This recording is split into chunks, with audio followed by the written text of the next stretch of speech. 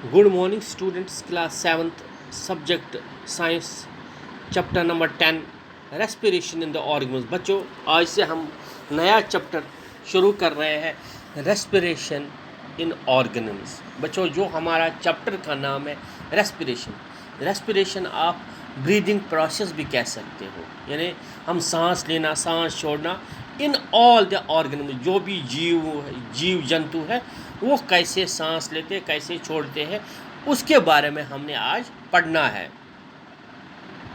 आइए आप पढ़ते हैं. आप अपनी किताब निकालो. One day Yasir was eagerly waiting to meet his grandparents who were coming to the town after a year. He was in the really hurry and he wanted to receive them at the bus stop. He ran fast and reached the bus stop in a few minutes. He was breathing rapidly. His grandmother asked him why he was breathing so fast. Yasir told that he came running all the way, but the question got stuck in his mind. He wondered why running makes a person breathe faster.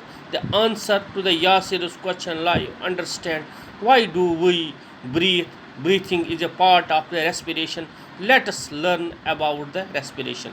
बच्चों, ये एक मतलब जो respiration है, सांस लेने में हम कैसे सांस लेते, कैसे छोड़ते. जो यासिर है एक लड़का है. उसके जो ग्रैंड पेरेंट्स यानी उसके जो दादा दादी, नाना नानी बाहर से आने वाले हैं 1 साल के बाद में. अब जो यासिर था, वो जो लड़का था, वो बहुत खुशी में था. वो चाहता था मैं जल्दी जल्दी अपने पेरेंट्स से मिलूं. उसने क्या लगाया, उसने दौड़ लगाई और वो बस स्टॉप पे पहुंच गया. जब उसने दौड़ लगाई तो दौड़ इसने तेज़ लगाई तो उसका सांस फूल गया. जब वो वहाँ पहुंच गया, उसने अपने दादा दादी से, उसकी नानी ने उससे पूछा, बेटा आपको क्यों सांस चढ़ रही है, आप इतने. उसने जवाब दिया, यासिर ने बोला कि मैं दौड़ के आया. मगर उसी अचानक में यासिर को माइंड में आए हमें सांस क्यों चढ़ता है. आए हम इसी के बारे में पढ़ेंगे आज कि ये क्यों होता है, इसे क्या होता है. वाई डू वी रेस्पियर, हम क्यों रेस्पियर करते हैं, हम क्यों. You know that all the organisms made of small microscopic unit cells called cells. बच्चों, आपको पता है जो भी ऑर्गेनिज्म, जो भी जीव जंतु, कोई कीड़ा, कोई भी बना है, वो छोटे छोटे माइक्रोस्कोपिक यूनिट से बने हैं, जिस यूनिट्स को हम कहते हैं cells. A cell is a smallest structure and functional unit of the organism.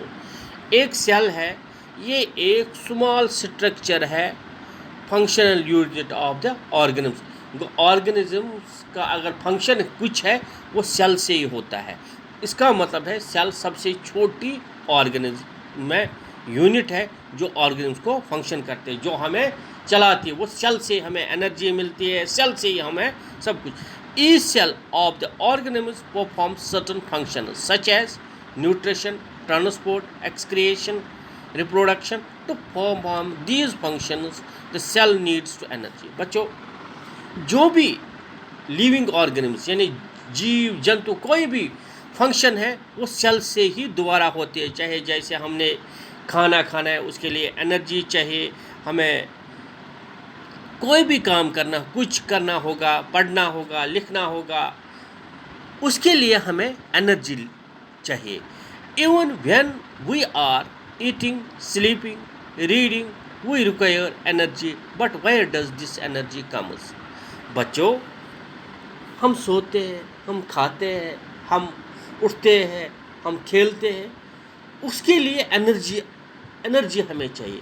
मगर ये एनर्जी कहाँ से आती है, इसी के बारे में हमने पढ़ना है. From we can say why your parents insist that you should eat regularly. बच्चों, आपको हमेशा पेरेंट्स कहते हैं, आपके हमेशा अपने माँ बाप कहते हैं कि आप रेगुलरली खाना खाओ.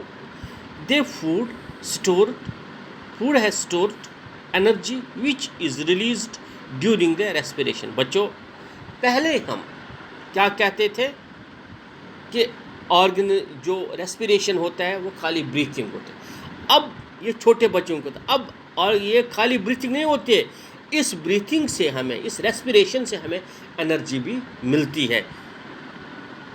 Therefore all the living organisms respire to get energy from the food. जब वो सांस लेते हैं तो उनको एनर्जी मिलती है।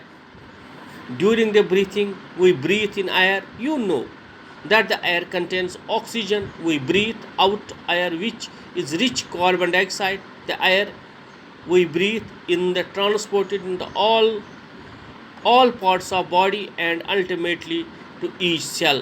Inhaled oxygen. बच्चों, हम क्या करते हैं, हम यहाँ से कार्बन डाइऑक्साइड छोड़ते हैं तो वहाँ से हमने ऑक्सीजन लिया। जब हम ऑक्सीजन इनहेल कर रहे हैं यानी हम ले रहे हैं ऑक्सीजन, तो वो जब हम ब्रीथिंग जो रेस्पिरेट करते हैं, हम ब्रीथिंग करते हैं तो वो हर एक पार्ट्स में जाता है, हर एक कोने में, एक सेल के पास पहुँचता है, उस सेल से हमें एनर्जी मिलती। The air we breathe in the transport to all parts of the body and ultimately each cell. Inhale the oxygen from the air helps to break down the food. The process of breakdown in the food, this process break down food into the cells which release energy is called the cellular respiration. बच्चों, जो हम खाना खाते हैं, जब हम breathe करते हैं, हम सांस लेते हैं, वो सेल्स ब्रेक डाउन हो जाती है, अलग हो जाती है। उस ब्रेक डाउन की वजह से हमें एनर्जी मिलती है। उस प्रोसेस को हम बोलते हैं cellular respiration. Cellular respiration takes place in the cell of all organism. बच्चों, ये कहाँ, जो सेलुलर ऑर्गेनिज्म, उस प्रोसेस को हम कहते हैं जिसमें सेल्स ये रेस्पिरेशन हर एक सेल में पहुंचता है। In the cell the food glucose is break down into the carbon dioxide and water using the oxygen. बच्चों, इससे क्या होता है, जो हमारा फूड वो ब्रेक डाउन होता है, एक तो ग्लूकोज एनर्जी होते हैं और हमें वो कार्बन डाइऑक्साइड, जब हम कार्बन डाइऑक्साइड रिलीज होता है, कौन करता है भाई, using of oxygen. When breakdown of glucose occurs in the oxygen, it is called aerobic respiration. बच्चों, जब ब्रेक डाउन होता है ये ऑक्सीजन की वजह से, उसको बोलते हैं एरोबिक रेस्पिरेशंस।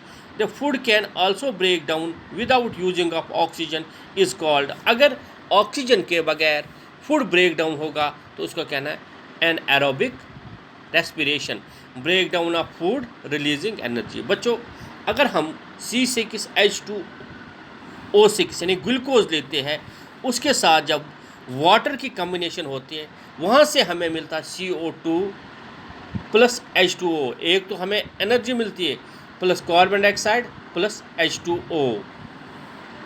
क्या क्या हमें मिलता है, एक तो कार्बन डाइऑक्साइड प्लस वाटर। ये जब हम ब्रेक डाउन होता है, हमारी जो एनर्जी है वहाँ से हमें क्या मिलता है, एक तो मिलता है carbon dioxide plus water plus energy, glucose with the use of oxygen, carbon dioxide and water and energy. बच्चों, जब हम खाना खाते हैं, जब हम सांस लेते हैं, जब ये सेल्स में ब्रेक डाउन होता है, जो हमारी एनर्जी ब्रेक डाउन होती है, तो वहाँ पे हमें क्या मिलता है, एक तो हमें जब हमारा जो हमने खाना खाया, जब वो ब्रेक डाउन होता है वाटर के मिल के साथ, वहाँ से हमें एक तो कार्बन डाइऑक्साइड मिलता है प्लस वाटर मिलता है और हमें एनर्जी मिलती है।